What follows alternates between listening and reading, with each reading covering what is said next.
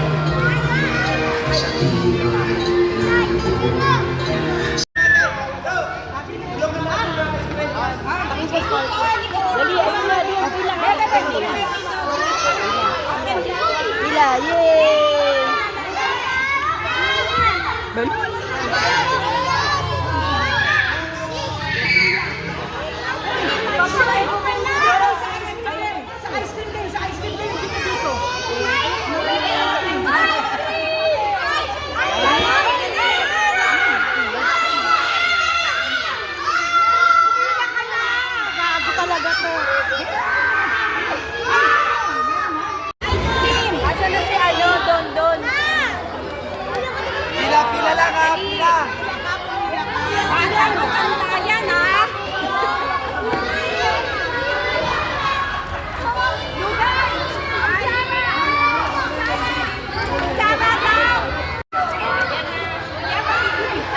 Wala na pala ila, may logo na eh.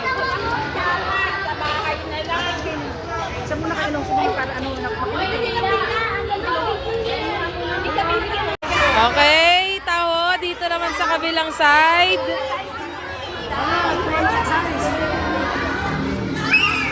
Isa lang tayo.